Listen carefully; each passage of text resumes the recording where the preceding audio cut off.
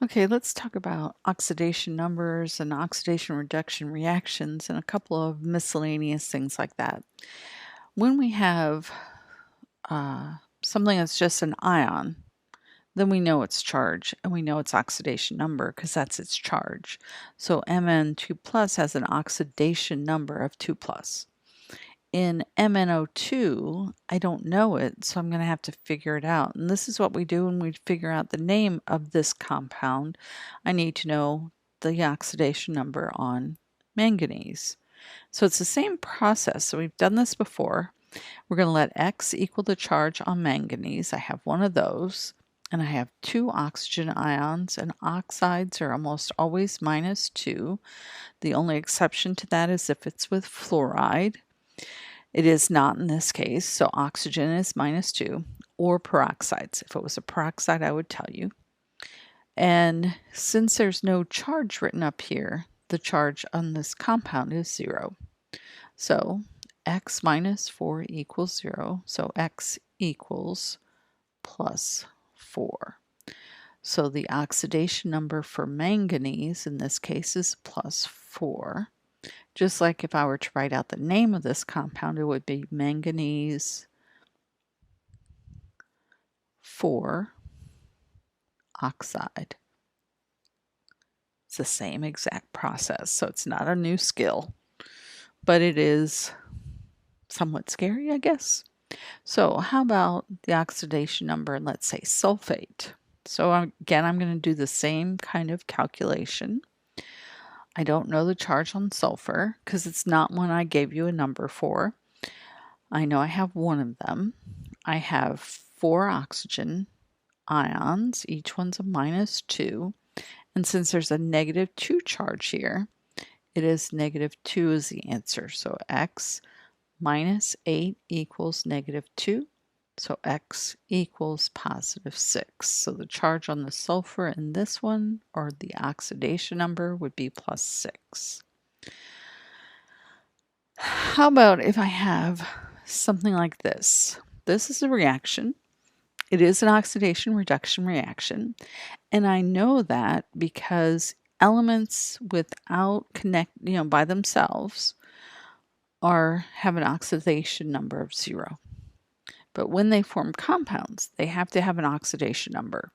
And I know sodium's going to be +1 and chloride's almost always -1, especially if it's with a metal.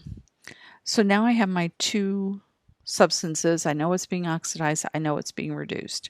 And I'm going to go on and work this out and figure out how to balance it. This is a simple one to balance without doing oxidation reduction, but it's easy to see what's happening in this if I use a very simple example. So we're going to break this into 2 half reactions. One's going to be the sodium and what's happening with sodium, and the other is going to be chlorine and what's happening with the chlorine atom. And sodium goes from 0 to sodium +1. And I'm breaking this compound apart because I just want to focus on sodium. And so here it's 0. And if I want the charges to balance, then I would need 1 electron on the product side to make this equal 0 and like that equals 0. So I'm going to have +1 electron. Now, chlorine is going to Cl-, okay? But before I go any further, I have to have the same number of atoms of chlorine. So I'm going to balance my atoms in this half reaction by putting a 2 here. Now I have the same number of atoms. My total charge on my products is -2 because I have 2 -1 chlorides. So I need a total of -2 charge on my reactant side. So I need to add to that side 2 electrons. So now I have 2 electrons there, but I only have 1 electron here. Can't have that because when I add up these 2 half reactions, I have to have them get rid of all the electrons. There should be no electrons left over. If I add them right now, one of these would cancel with one of those, but I'd have 1 electron left over. You can't have it. So getting back to some of our vocabulary, since here I have an electron as a product, sodium as a reactant lost one electron in the course of this reaction. So loss of electrons is oxidation.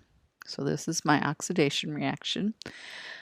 Chlorine, in the course of this reaction, added 2 more electrons, so chlorine was reduced. And so redox, one has to be reduction, one has to be oxidation. If you've written it and you don't have one reduction and one oxidation, you have made a mistake. Start over. I typically don't even try and find mistakes like that. I just erase it or start on a new sheet of paper because it's almost impossible for me to find that error. So now that I've identified that I have one oxidation, one reduction, I have 2 electrons here, so I need 2 here. So I'll multiply this whole equation by 2. So 2, a 2, and that becomes 2. And then my 2 electrons here cancel with my 2 electrons there. So now I can add them up. And I'm going to keep those arrows lined up. And I have 2 Na plus Cl2 yields 2 Na plus 2 Cl minus and plus. You could put that together, or you could leave it apart. If this is an aqueous solution, which it almost assuredly is, this would be AQ, and they would be written as independent ions because sodium chloride has a very high solubility, so it would be ions. And so now I know that my charges balance. I know my atoms balance. I don't have any hydrogen or hydroxide, so those all balance. So I'm good. This is all balanced. So I hope this was helpful.